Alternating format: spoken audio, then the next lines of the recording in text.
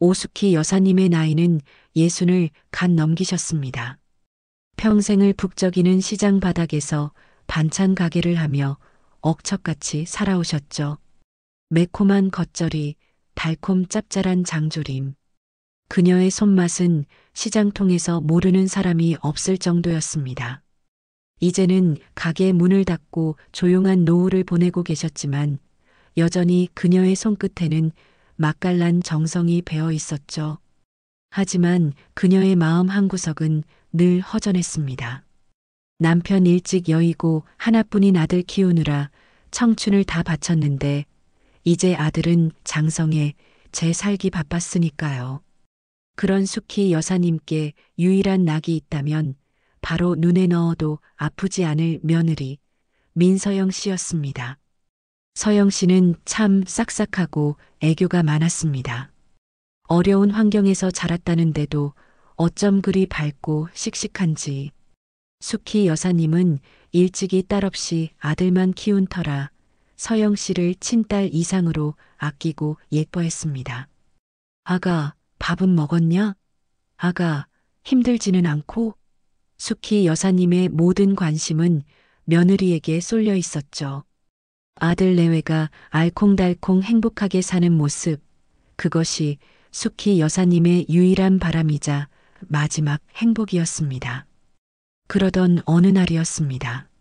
맑은 가을 하늘 아래 코스모스가 한들거리던 평화로운 오후였죠. 며느리 서영 씨가 평소와는 다르게 잔뜩 어두운 얼굴로 숙희 여사님을 찾아왔습니다. 그녀의 두 눈은 밤새 울었는지 퉁퉁 부어 있었고 금방이라도 눈물이 쏟아질 듯 위태로워 보였습니다. 어머님, 흐흑 저 어떡하면 좋아요. 서영 씨는 마루에 들어서자마자 숙희 여사님의 바짓가랑이를 붙잡고 바닥에 주저앉아 아이처럼 서럽게 울기 시작했습니다. 숙희 여사님의 마음도 철렁 내려앉았죠. 아들에게 무슨 일이 생긴 건 아닐까 덜컥 겁이 났습니다. 애간장이 타들어가는 심정이었습니다. 아가, 왜 그러냐? 무슨 일인데 그래? 응? 어서 말해보거라. 이 늙은 어미 숨 넘어간다. 서영 씨는 한참을 어깨를 들썩이며 흐느끼다 겨우 입을 열었습니다. 그녀의 이야기는 청천벽력 같았습니다. 남편, 그러니까 숙희 여사님의 아들 몰래 친구와 동업으로 작은 옷 가게를 열었다가 그만 사기를 당해 큰 사채 빚을 졌다는 겁니다. 이자가 눈덩이처럼 불어나 이제는 무서운 아저씨들이 집까지 찾아와 협박을 한다는 것이었죠. 어머님, 이러다 저희 가정 다 깨지게 생겼어요. 그이가 알면 저 쫓겨날 거예요. 흐흑 차라리 죽고 싶어요. 어머님. 며느리의 그 절절한 눈물 앞에 숙희 여사님의 마음은 갈기갈기 찢어졌습니다. 평생 시장에서 구르며 악착같이 모은 돈. 자신의 노후 자금이자 마지막 남은 전부였습니다. 하지만 지금 눈앞에서 친딸 같은 며느리가 죽고 싶다며 울고 있었습니다. 아들의 가정이 깨질지도 모르는 위기 앞에서 돈이 문제일까요? 그녀는 잠시 망설였지만 결정은 오래 걸리지 않았습니다. 피부치보다 더 아끼는 며느리였습니다. 아가, 고개 들어보거라. 괜찮다, 괜찮아. 이 어미가 있는데 뭐가 걱정이냐? 숙희 여사님은 낡은 장롱 가장 깊숙한 곳 겹겹이 싸둔 빛바랜 보자기를 풀었습니다. 그 안에는 5만 원권 지폐가 두툼하게 묶여 있었죠. 한평생 모은 피 같은 돈, 정확히 1억 원이었습니다. 그녀는 그 돈뭉치를 떨리는 며느리의 손에 꼭 쥐어주었습니다. 아들 몰래 주는 두 사람만의 비밀이었습니다. 이걸로 빚부터 얼른 갚아라. 가서 다시는 이런 일 없어야 한다. 알았지? 이건 우리 둘만 아는 비밀이다. 서영 씨는 숙희 여사님의 손을 잡고 뜨거운 눈물을 뚝뚝 흘렸습니다. 그 눈물은 진심처럼 보였습니다. 어머님, 이 은혜 제가 평생 잊지 않을게요. 정말 감사합니다. 며느리에게 거금 1억 원을 건넨 후로 며칠이 지났습니다. 오숙희 여사님의 마음은 영 편치가 않았죠. 며느리가 빚은 잘 갚았을까? 혹시 아들이 눈치챈 건 아닐까? 노심초사 잠 못 이루는 밤이 이어졌습니다. 그래도 한편으로는 이제 며느리가 어깨 펴고 웃으며 살 수 있으리라는 생각에 애써 마음을 다독였습니다. 그래, 내 노후 좀 덜 풍족하면 어때? 아들 내외 행복이 우선이지. 그녀는 그렇게 스스로를 위로했습니다. 하지만 불안한 예감은 언제나 그렇듯 현실이 되어 찾아왔습니다. 며칠 뒤였습니다. 아들에게서 전화가 걸려왔습니다. 평소답지 않게 잔뜩 잠기고 떨리는 목소리였죠. 마치 금방이라도 끊어질 듯 위태로운 목소리였습니다. 어머니 혹시 서영이, 민서영 못 보셨어요? 서영이? 아니 그 애가 왜? 무슨 일 있었냐? 연락 안 되더냐? 어제 저녁부터 연락이 안 돼요. 집에 쪽지 하나만 남겨놓고 사라졌어요. 아들의 목소리는 금방이라도 울음을 터뜨릴 듯 위태로웠습니다. 숙희 여사님의 심장이 쿵 하고 내려앉았죠. 설마 그 빚 때문에 갚을 길이 없어서 나쁜 마음이라도 먹은 건. 덜컥 겁이 났습니다. 가출이라니. 그 애가 왜? 혹시 너랑 싸웠냐? 내 분명히 너한테 마누라한테 잘하라고 아니에요. 어머니, 저희 어제 아무 일 없었어요.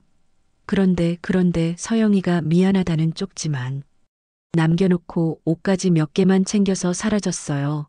어머니, 저 어떡해요. 서영이 없으면 저 못 살아요. 수화기 너머로 아들의 절규 섞인 울음소리가 터져나왔습니다. 숙희 여사님도 덩달아 가슴이 미어졌습니다. 그 착하고 여린 며느리가 오죽 힘들었으면 집을 나갔을까? 아들에게 빈 이야기를 솔직하게 털어놓지 못한 것이 천추의 한으로 남았습니다. 혹시 그 1억 원으로도 해결이 안 된 건 아닐까? 자신이 더 도와주지 못해서 그런 건 아닐까 하는 죄책감까지 밀려왔죠.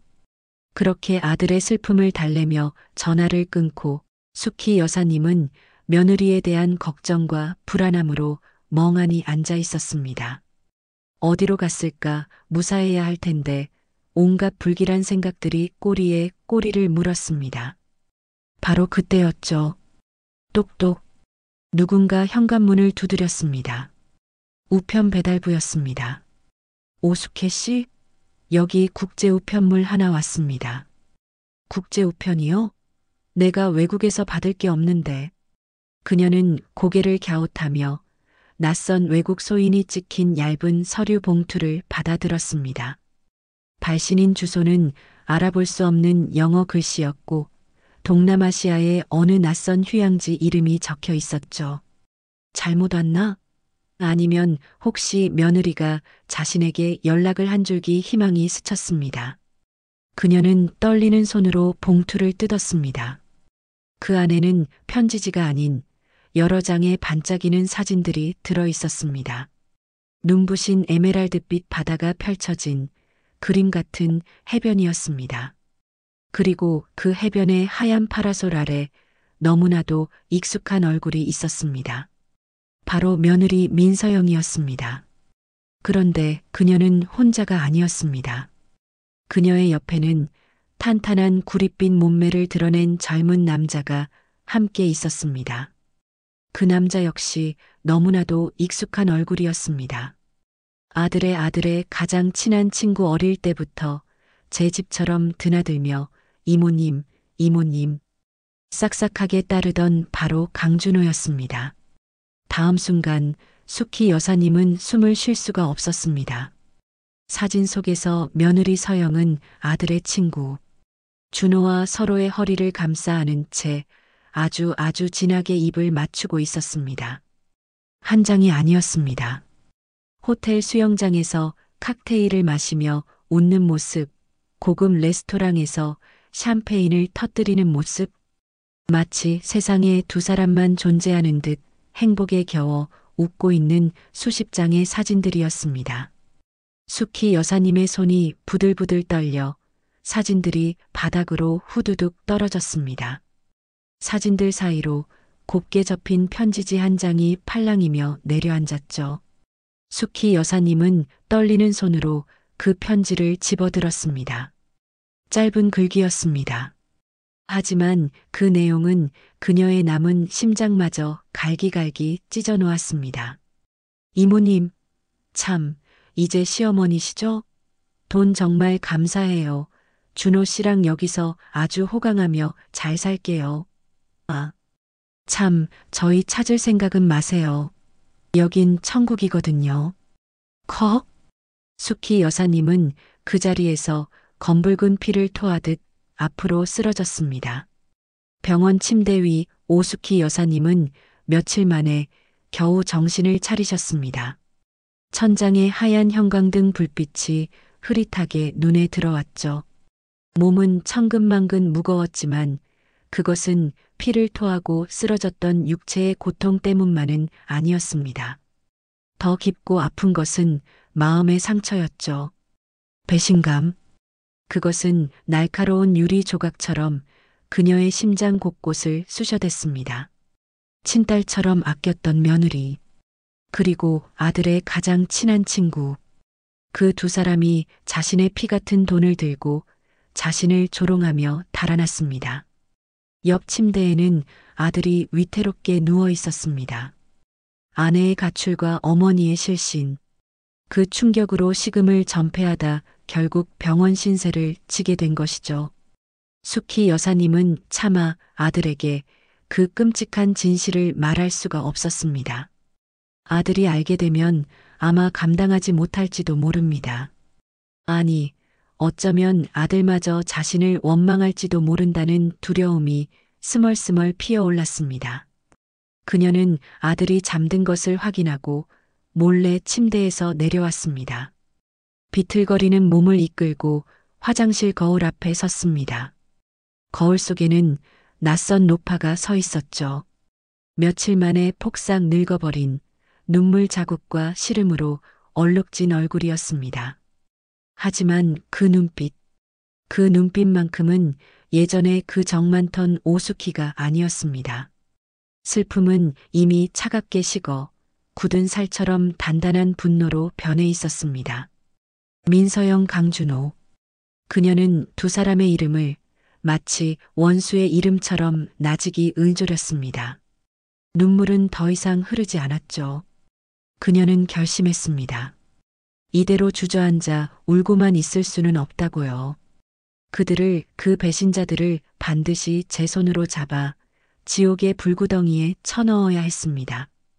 그녀는 아들에게는 아무 말도 하지 않았습니다. 몸이 좀 나아졌다는 거짓말을 하고 서둘러 퇴원 수속을 밟았죠. 집으로 돌아온 그녀는 곧바로 남은 전 재산을 정리하기 시작했습니다. 평생을 바쳐 모은 반찬 가게 보증금, 작은 연립주택 전세금까지 모두 현금으로 바꿨습니다. 얼마 되지 않는 돈이었지만 그것이 그녀가 가진 전부였습니다. 그리고 떨리는 손으로 난생 처음 비행기 표라는 것을 끊었죠. 왕복이 아니었습니다. 편도였습니다. 목적지는 며느리가 보낸 그 저주 같은 엽서에 적혀 있던 동남아시아의 낯선 휴양지 이름이었습니다. 어머니, 어디 가세요? 저 혼자 두고 어디 가세요? 아들이 뒤늦게 어머니의 계획을 눈치채고 공항까지 쫓아와 매달렸지만 수키 여사님은 돌아보지 않았습니다. 그녀는 아들의 눈물조차 이제는 믿을 수가 없었습니다.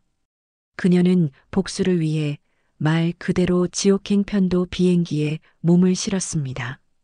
비행기가 낯선 땅에 도착했을 때 숨막히는 열기와 알아들을 수 없는 외국어들이 그녀를 덮쳤습니다. 정신을 차릴 수가 없었죠. 하지만 그녀는 두리번거리지 않았습니다. 그녀의 눈은 오직 한 곳만을 향하고 있었죠. 공항 출구에서 오수키라고 서툰 한글로 적힌 팻말을 들고 있는 남루한 차림의 현지인 남자였습니다. 인터넷으로 미리 알아보고 비싼 돈을 주고 고용한 사설 탐정이었습니다. 수키 여사님은 말없이 그에게 다가가 품속에서 구겨진 사진 한 장을 꺼내 들었습니다. 며느리와 아들 친구가 환하게 웃으며 키스하던 바로 그 사진이었죠. 이것들 찾아주시오. 지옥 끝까지라도 찾아내야 하오. 탐정은 사진과 수키 여사님의 얼굴을 번갈아 보더니 짧게 고개를 끄덕였습니다. 그의 눈빛이 어쩐지 모든 것을 이해한다는 듯 깊게 빛났습니다. 사설 탐정의 추적은 놀랍도록 빨랐습니다. 그 배신자 커플 민서영과 강준호는 멀리 도망가지 않았더군요. 어쩌면 도망칠 필요조차 느끼지 못했는지도 모릅니다. 그들은 오수키 여사님의 피 같은 돈으로 바로 그 휴양지에서 가장 으리으리하고 호화로운 바닷가 절벽 위에 그림처럼 지어진 초호화 풀빌라를 통째로 빌려 흥청망청 파티를 벌이고 있었습니다. 수키 여사님의 1억 원은 그들에게 눈먼 돈이나 마찬가지였겠죠. 탐정은 그들이 오늘 밤에도 지인들을 불러 풀빌라에서 시끄러운 음악을 틀어놓고 밤새 파티를 연다는 정보를 알아왔습니다. 수키 여사님은 탐정과 함께 어둠을 틈타 풀빌라가 내려다 보이는 야트막한 언덕 위 풀숲에 몸을 숨겼습니다. 저 아래 눈부신 조명 아래 펼쳐진 광경은 마치 다른 세상 이야기 같았습니다. 넓은 수영장에서는 비키니 차림의 젊은 여자들과 우통을 벗은 남자들이 뒤엉켜 물장구를 치고 있었고 잔디밭 위에서는 현지인 요리사들이 즉석에서 바비큐를 구워내고 있었습니다.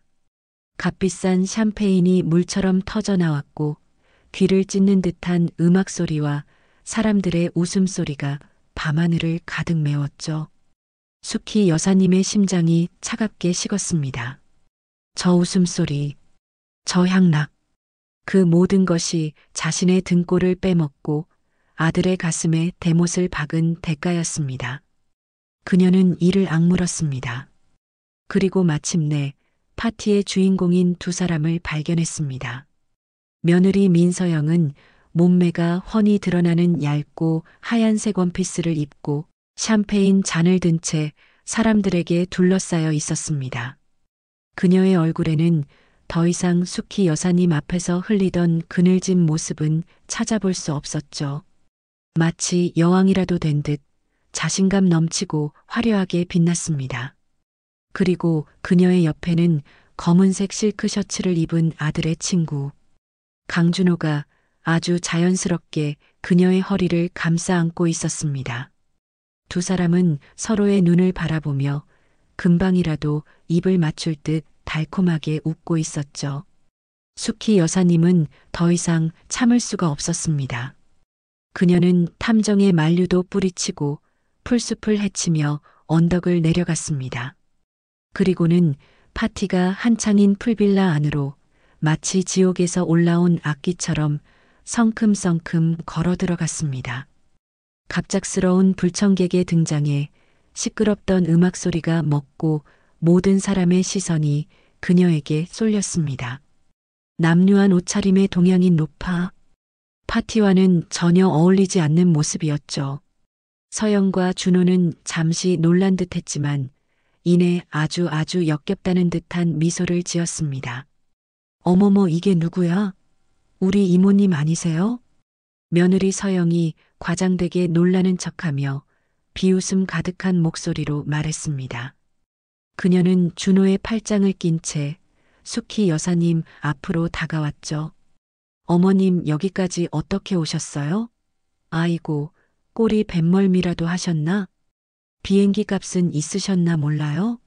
너, 이 천하의 벼락 맞을년.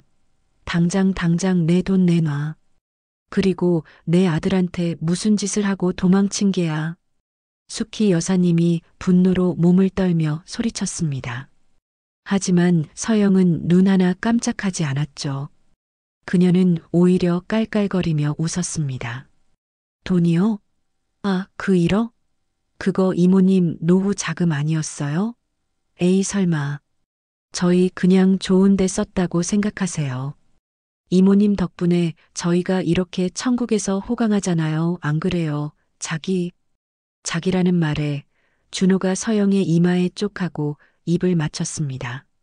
그리고는 숙희 여사님을 향해 처음으로 그 순진한 청년의 가면을 벗어던지고 차가운 본색을 드러냈습니다. 그의 눈빛은 더 이상 순진한 청년의 눈빛이 아니었습니다. 그것은 먹잇감을 앞에 둔 뱀의 눈빛이었습니다. 이모님, 이모님 아들 그 멍청한 놈이랑 저랑 친구요? 웃기지 마시죠. 뭐, 이모님 아들 그냥 제 물주였어요. 물주. 호구 잡은 거죠. 그리고 서영이는, 준호는 서영의 허리를 더욱 강하게 끌어안으며 숙희 여사님의 귀에 대고 속삭였습니다. 서영이는 처음부터 형수님이 아니라 제 여자였습니다. 이모님 돈 덕분에 저희 계획이 아주 순조로웠죠. 그렇죠, 서영아? 요트 갑판 위 모든 조롱과 비웃음이 쏟아지던 그 순간 오숙희 여사님은 그 자리에 얼어붙은 듯 했습니다. 처음부터 제 여자였습니다. 강준호의 그 마지막 한마디는 그녀의 심장에 박힌 마지막 비수였죠. 모든 것이 처음부터 완벽하게 짜인 사기극이었습니다. 며느리의 그 뜨거운 눈물도 아들 친구의 그 순진한 미소도 전부 연기였습니다. 파티는 다시 시작되었고 사람들은 언제 그랬냐는 듯 다시 웃고 떠들었습니다. 아무도 이 초라한 동양인 노파의 비극에는 관심이 없었죠. 그녀는 마치 투명 인간처럼 그 화려한 지옥 한가운데 홀로 버려졌습니다. 경비원들에게 거칠게 팔을 붙잡혀 요트에서 쫓겨나다시피 내려와야 했죠. 하하하. 작은 어선 위 그녀의 입에서 터져나온 것은 울음이 아니었습니다. 텅 빈 헛웃음이었죠. 그녀는 칠흑 같은 밤바다를 바라보았습니다. 검은 파도가 그녀의 발밑에서 삼켜버릴 듯 넘실거렸죠. 이대로 뛰어내리면 이 지옥 같은 배신감도 처절한 비참함도 모두 끝낼 수 있을 것만 같았습니다. 하지만 그녀는 평생을 시장 바닥에서 굴렀던 오숙희였습니다. 김치 항아리보다 더 독하고 땡볕 아래 시든 배추보다 더 질긴 생명력이었죠. 그렇게 쉽게 무너질 수는 없었습니다. 그녀는 밤바다에 비친 자신의 늙고 지친 얼굴을 보았습니다. 그리고 그 눈 속에서 아직 꺼지지 않은 불씨를 발견했습니다. 슬픔은 이미 재가 되어 날아갔고 그 자리에는 차갑고도 단단한 독만이 남아 있었습니다. 그래, 죽는 건 내가 아니야. 너희들이지. 그녀는 난간을 잡고 몸을 돌렸습니다. 그리고 저 멀리 요트의 불빛을 향해 핏발선 눈으로 마지막 저주를 퍼붓듯 노려보았습니다. 다음 날 아침 숙희 여사님은 허름한 호텔방 침대에서 눈을 떴습니다. 그녀를 그 지옥 같은 요트 파티장에서 데리고 나온 것은 그녀가 고용한 사설 탐정이었습니다. 탐정은 말없이 그녀에게 뜨거운 차 한 잔을 건넸죠. 그의 표정은 여느 때와 다름없이 무뚝뚝했지만 그 눈빛에는 아주 희미한 연민 같은 것이 스쳐 지나갔습니다. 찾으시는 돈 말입니다. 저것들이 이미 흥청망청 써버려서 아마 돌려받기는 힘들 겁니다. 이제 그만 한국으로 돌아가시는 게. 탐정의 조심스러운 위로에 숙희 여사님은 고개를 저었습니다. 그녀의 목소리는 밤새 쉰 듯 갈라져 있었지만 그 안에 담긴 의지만큼은 강철처럼 단단했습니다. 아니, 난 돈 찾으러 온 게 아니오. 내 손으로 반드시. 그녀의 눈빛이 어젯밤과는 완전히 달라져 있었습니다. 탐정은 그 도끼 서린 눈빛에서 이 싸움이 이제 시작이라는 것을 직감했습니다. 어쩌면 그는 돈 때문이 아니라 이 늙은 노모의 처절한 복수를 돕고 싶어졌는지도 모릅니다. 그는 잠시 망설이다 새로운 정보를 꺼내 놓았습니다.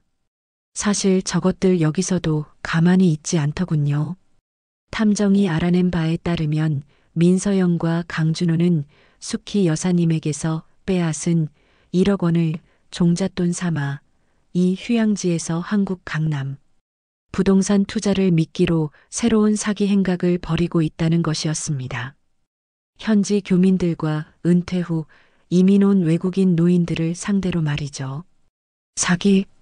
숙희 여사님의 눈이 번뜩였습니다. 바로 그것이었습니다. 그녀의 복수를 완성할 열쇠였죠. 그 증거 잡을 수 있겠소? 쉽진 않겠지만 방법은 있습니다. 탐정은 자신이 가진 모든 정보망을 동원했습니다.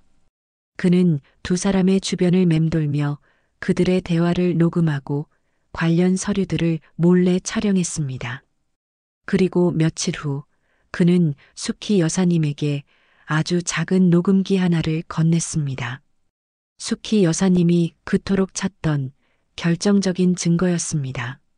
그 안에는 며느리 민서영이 한국에서 돈을 빌리기 위해 눈물 섞인 목소리로 숙희 여사님에게 거짓 애원을 하던 바로 그 통화 내용이 고스란히 담겨 있었습니다. 이 녹음 파일은 며느리가 처음부터 사기를 목적으로 접근했다는 것을 증명할 결정적인 증거였죠. 숙희 여사님은 그 녹음기를 품에 꼭 안았습니다. 이것이 그녀의 새로운 발톱이었습니다. 어둠 속에서 조용히 때를 기다리던 독사의 발톱. 이제 반격의 시간이었습니다. 오숙희 여사님은 그 작은 녹음기를 품에 안고 비로소 한숨 돌릴 수 있었습니다. 이제 이것만 있으면 저 악마 같은 것들의 죄를 만천하에 밝힐 수 있었습니다. 사설 탐정은 며느리 민서영과 강준호가 내일 저녁 새로운 투자자들을 모아 선상 파티를 열 계획이라는 정보를 추가로 알아왔죠. 바로 그곳에서 모든 것을 폭로할 계획이었습니다. 모든 것이 순조롭게 진행되는 듯 보였습니다. 하지만 뱀은 뱀의 냄새를 맡는 법일까요? 민서영과 강준호 역시 오숙희 여사님의 심상치 않은 움직임을 눈치채고 있었습니다. 자신들의 뒤를 밟는 사설 탐정의 존재, 그리고 무엇보다 그 도끼 서린 시어머니의 눈빛이 예사롭지 않다는 것을 말입니다. 그들은 직감했습니다. 이대로 두었다가는 자신들의 완벽한 계획이 물거품이 될 수도 있다는 것을요. 그들은 더 이상 기다릴 수 없었습니다. 그날 밤이었습니다. 숙희 여사님은 내일의 결전을 위해 허름한 호텔 침대에 누워 잠을 청하고 있었죠. 품속에는 그 녹음기를 부적처럼 꼭 껴안은 채였습니다. 그녀는 너무 지쳐 있었습니다. 며칠간의 추격전과 극심한 스트레스가 그녀의 늙은 몸을 갉아먹고 있었죠. 드르륵. 아주 희미한 소리였습니다. 누군가 아주 조심스럽게 그녀의 방문을 열고 들어오는 소리였습니다. 하지만 깊은 잠에 빠진 숙희 여사님은 그 소리를 듣지 못했습니다. 어둠 속에서 검은 그림자 두 개가 그녀의 침대 곁으로 다가왔습니다. 그들은 숨소리조차 죽인 채 그녀의 머리맡 테이블 위에 놓인 작은 손가방을 뒤지기 시작했습니다. 여권, 얼마 남지 않은 현금 뭉치 그리고 그림자 중 하나가 침대 위 이불 속에서 무언가를 조심스럽게 꺼내 들었습니다. 바로 숙희 여사님이 목숨처럼 지키던 그 녹음기였죠. 그림자는 만족스러운 듯 희미하게 웃으며 대신 아주 작은 비닐봉지 하나를 그녀의 손가방 가장 깊숙한 곳에 쑤셔 넣었습니다. 그리고는 왔던 것처럼 소리 없이 어둠 속으로 사라졌습니다. 얼마나 지났을까요? 쾅! 쾅! 쾅! 호텔 방문이 부서져라 두드리는 거친 소리에 숙희 여사님이 화들짝 놀라 잠에서 깨어났습니다. 문을 여시오. 경찰이다. 알아들을 수 없는 고함 소리와 함께 문이 거칠게 열리고 67명의 현지 경찰들이 방 안으로 들이닥쳤습니다. 그들은 총까지 겨누며 알아들을 수 없는 말로 그녀에게 소리쳤죠. 수키 여사님은 이게 무슨 날벼락인가 싶어 잠옷바람으로 어쩔 줄 몰라 했습니다. 경찰들은 다짜고짜 방 안을 뒤지기 시작했습니다. 서랍을 열고 침대 밑을 살피고 그리고 마침내 한 경찰관이 그녀의 작은 손가방을 집어들었습니다. 그는 가방 안을 뒤지더니 그 작은 비닐봉지를 꺼내 들고는 의기양양하게 외쳤죠. 봉지 안에는 하얀 가루가 가득 들어 있었습니다. 수키 여사님은 그제야 모든 것을 깨달았습니다. 함정이었습니다. 며느리와 아들 친구, 그 악마 같은 것들이 자신을 마약, 소지범으로 몰아 이 낯선 땅의 감옥에 영원히 가둬버리려는 수작이었습니다. 아니요. 아니라고. 저건 내 것이 아니오. 함정이오. 함정. 그녀는 필사적으로 소리쳤지만 말이 통하지 않았습니다. 경찰들은 그녀의 팔을 거칠게 뒤로 꺾어 차가운 수갑을 채웠습니다. 그녀의 여권, 남은 돈, 그리고 녹음기마저 사라진 손가방까지 모든 것을 압수당했습니다. 그녀는 이제 빈털터리 신세에 마약 소지범이라는 끔찍한 누명까지 쓰게 된 것입니다. 그녀는 속수무책으로 경찰서 유치장으로 끌려갔습니다. 차갑고 눅눅한 시멘트 바닥, 지독한 악취, 알아들을 수 없는 욕설들. 그녀는 쇠창살에 얼굴을 묻고 절망했습니다. 이제 정말로 모든 것이 끝났다고 생각했습니다. 그때였습니다. 철창 너머 복도 끝에서 익숙한 또각거리는 구두 소리가 들려왔습니다. 그리고 어둠 속에서 천천히 모습을 드러낸 것은 바로 며느리 민서영이었습니다. 그녀는 마치 자선사업가라도 된 듯 아주 인자하고 슬픈 표정을 짓고 있었죠. 그녀는 철창 가까이 다가와 쭈그리고 앉아있는 수키 여사님을 아주 가엾다는 듯이 내려다보았습니다. 그리고는 뱀처럼 차갑고 나직한 목소리로 속삭였습니다. 이모님, 아이고 어쩌다가 걱정 마세요. 제가 여기서 잘 모실게요. 평생 아주 편안하게 여기서 평생. 차가운 유치장 바닥. 오수키 여사님은 모든 것을 포기한 듯 웅크린 채 미동도 하지 않았습니다. 며느리의 그 악마 같은 속삭임, 여기서 평생, 그 말이 귓가를 떠나지 않았죠. 증거도 돈도 자유마저 빼앗긴 이 낯선 땅에서 그녀가 할 수 있는 것은 아무것도 없어 보였습니다. 이제 정말 끝이라고 생각했습니다. 그때였습니다. 철창 너머로 누군가 한국말로 말을 걸어왔습니다. 아주 낮고 조심스러운 목소리였죠. 어머님 괜찮으세요? 저는 여기 교도소에서 통역을 돕는 교민 교도관입니다. 수키 여사님이 천천히 고개를 들었습니다. 젊은 한국인 남자 교도관이 걱정스러운 눈으로 그녀를 바라보고 있었죠. 그의 눈빛에는 경계심이 아닌 진심 어린 염려가 담겨 있었습니다. 그녀의 마음에 아주 희미하지만 마지막 불씨가 다시 타오르기 시작했습니다. 꺼져가던 생명의 불씨였습니다. 내 말 믿어줄 수 있겠소?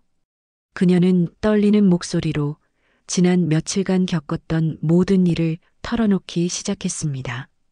며느리의 배신, 아들 친구와의 공모, 1억 원의 행방, 그리고 마약 누명까지. 교도관은 처음에는 믿기 어렵다는 듯한 표정이었지만 그녀의 절박한 눈빛과 앞뒤가 딱딱 들어맞는 설명에 점점 빠져들었습니다. 노인의 횡설수설이 아니었습니다. 이것은 명백한 진실의 외침이었죠. 그래서 그 녹음기만 찾으면 그년놈들의 죄를 밝힐 수 있소. 잠시만요, 어머님. 혹시 그 사설 탐정 연락처 기억하십니까? 수키 여사님은 기억을 더듬어 탐정의 낡은 명함을 떠올렸습니다.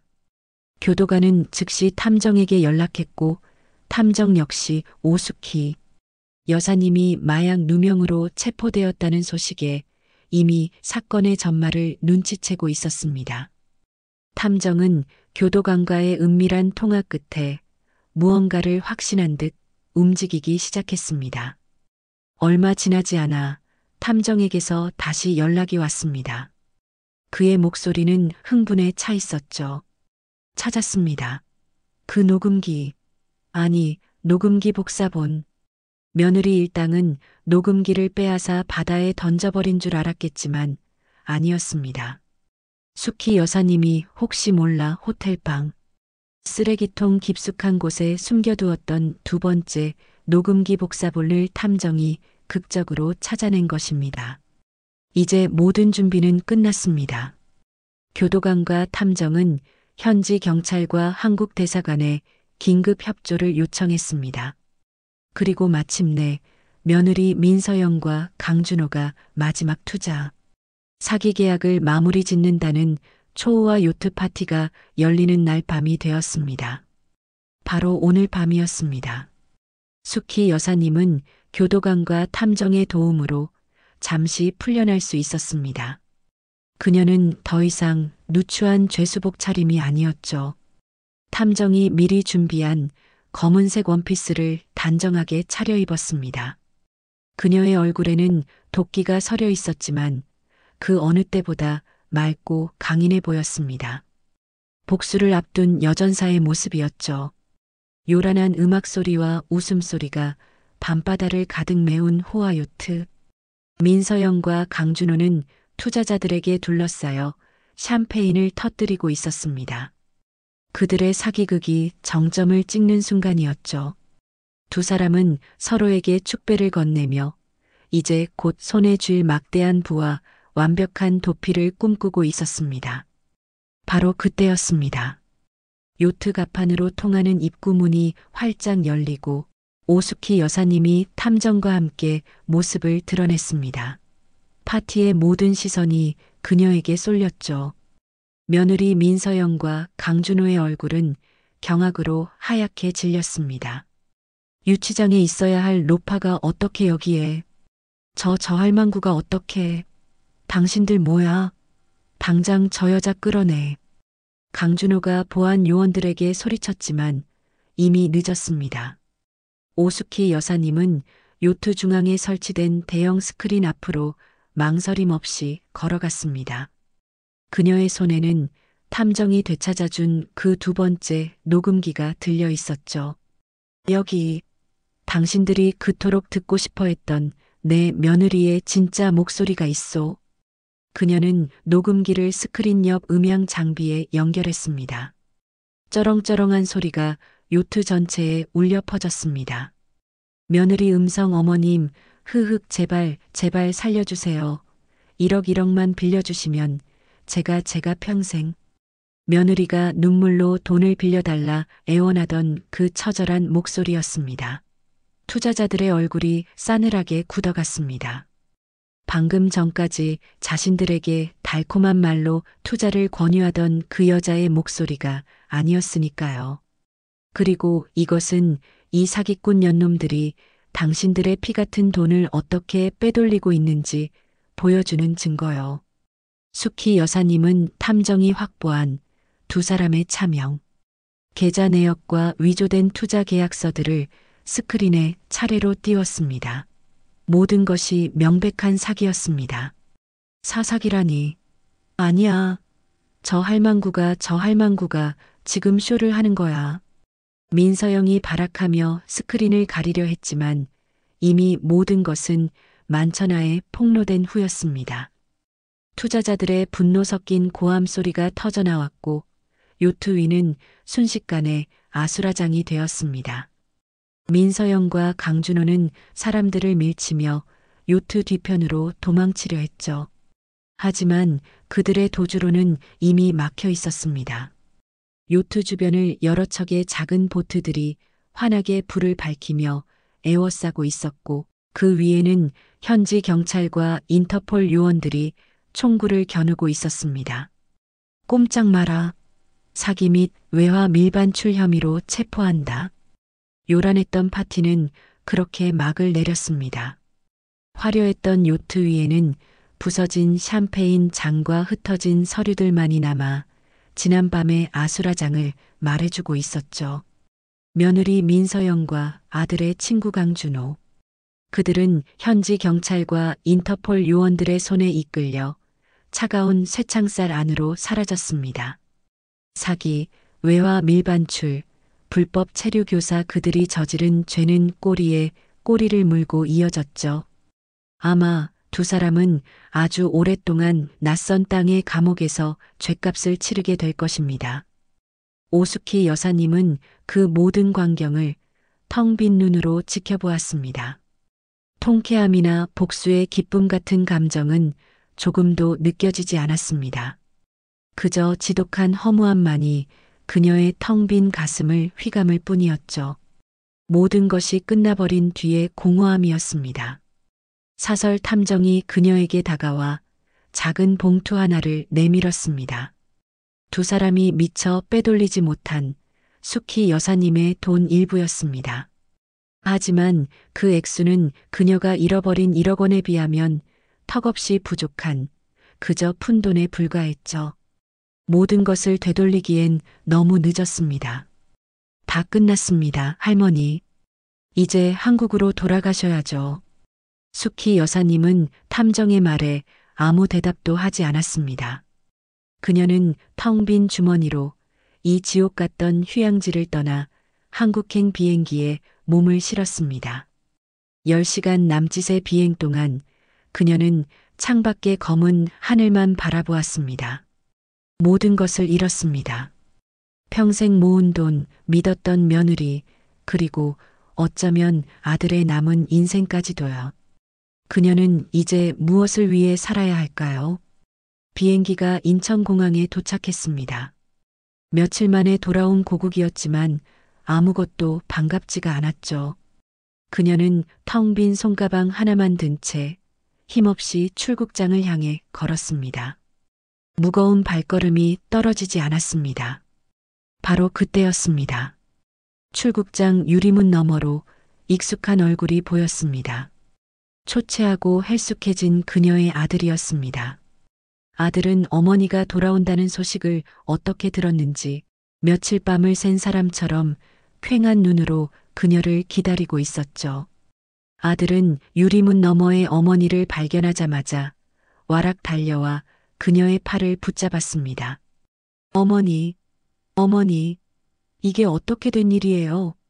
서영이가 준호 그 자식이랑. 어머니, 저는 정말 몰랐어요. 어머니. 아들은 오열하며 어머니에게 매달렸습니다. 하지만 수키 여사님은 아들의 그 눈물을 가만히, 아주 가만히 들여다볼 뿐이었습니다. 저 눈물은 진실일까요? 아니면 또 다른 거짓일까요? 이제 그녀는 아무것도 믿을 수가 없었습니다. 아들의 슬픔마저 의심하게 된 자신이 씁쓸했습니다. 그녀는 아들의 손을 뿌리치지 않았습니다. 그저 아무 말 없이 아들의 팔을 잡고 있던 자신의 손을 아주 천천히 스르르 놓았습니다. 인연의 끈을 놓는 듯한 몸짓이었습니다. 그리고는 아들을 지나쳐 공항 게이트 앞 인파 속으로 말없이 걸어나갔습니다. 그녀의 등 뒤로 아들의 절규 섞인 울음소리가 희미하게 따라붙었지만 그녀는 단 한 번도 뒤돌아보지 않았습니다. 모든 것을 잃은 빈손이었지만 그녀의 굽었던 허리는 이상하게도 꼿꼿했습니다.